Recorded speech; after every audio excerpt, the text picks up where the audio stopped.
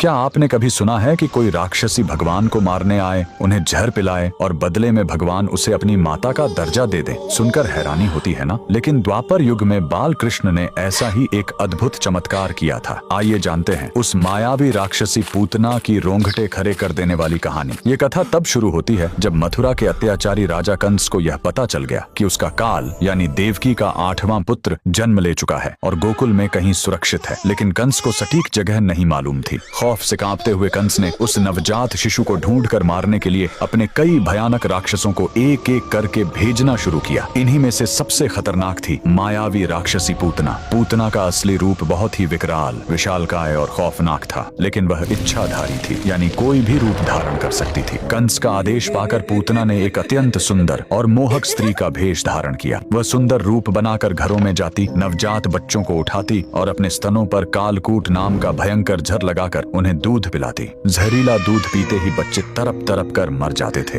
ऐसे ही मौत का तांडव मचाते हुए वह मायावी पूतना गोकुल पहुंच गई। नंद बाबा के घर में घुसकर उसने पालने में झूल रहे बाल कृष्ण को देखा। पूतना ने प्यार का नाटक करते हुए भगवान श्री कृष्ण को उठाया और अपने सीने से लगा लिया। पूतना की मंशा जहर पिलाकर मारने की थी, लेकिन वह यह भूल गई कि वह ब्रह्मांड के रचयिता को गोद में लिए हुए है। बाल कृष्ण ने भी मुस्कुराते हुए उसे गले लगाया और दूध पीना शुरू किया। लेकिन यह क्या, भगवान श्री कृष्ण ने दूध के साथ साथ पूतना के जीवन शक्ति भी खींचने शुरू कर दिए। दर्द के मारे पूतना की चीखें निकल गईं। छोड़ दे, छोड़ दे।